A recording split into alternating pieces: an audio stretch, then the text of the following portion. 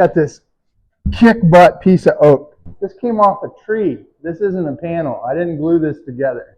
This is one honking mamma jamma. 22 1/4. This is a Rockler Circle Jig. I've got my router on it. So what you do is if you have a 20-inch circle, which I have, I want the center to be at 10 inches because it's going to spin. So I just made my 10-inch mark. This comes with a fancy little peg thing you screw in and it sits in a hole. That was lost years ago. So now I just glue 1/4-inch wood along the strip, just wherever I need it. And it's super glue on tape, so it just pops right off. All I got to do is put my center screw in on my center mark. So you see that? There's my X. So this is my pivot point. You can see if I lay it flat. See how the router is sticking out just a little bit? That's going to be my first cut. I'm going to start it, lay it down, and do my circle. You guys ready for this crazy? So I start it and then I'll set it down.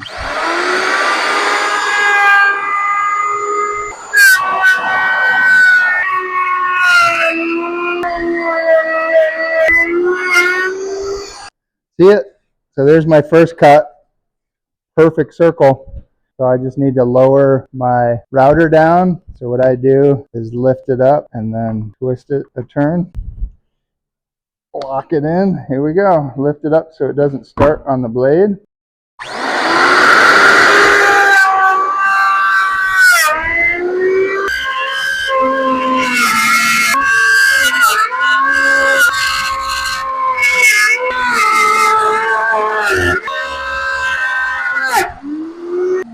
You're wondering why all that. I think I took too big a bite. My blower is up at the house, my shop blower, but normally I would blow this all out. Might have to get the air hose going. That's not what I meant by air hose. It just keeps it from binding up a little bit. Almost done. I'm just going to put a brad in to hold it in place. I only have a 1-inch brad though. Let's go on the side. This is just to keep this from spinning as I'm cranking around. And always cord management. You just always want to keep it out of these open gaps. You don't want to get it into the bit. Go. Get down a little bit. See how much better that went with a smaller bite? How much faster it went? So just take small bites. You can see how much it lifts up when you twist it.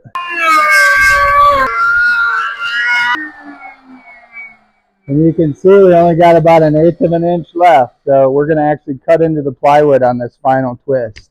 Remember, start it off the piece. Here we go.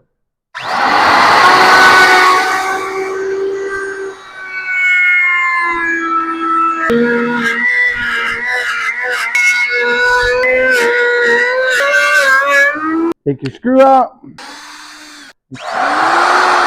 Take your router out. Don't pick it up by the power button.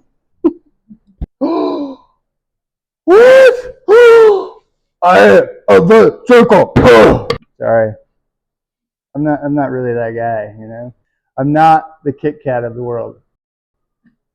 Yeah, so here you go. This is cool. Little round over bit on here.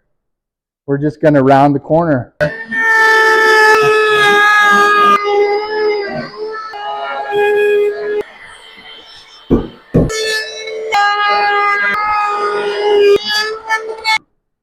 Look at that. I wanted it to have a modern round over. I could have went like an aggressive, but I think just the little round over makes it look more modern. Sand it.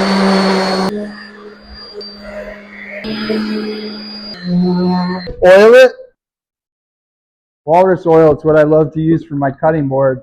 This is a pizza cutting board. Whoa. We're just going to work some of this walrus oil in there. Ooh-wee, look at that already.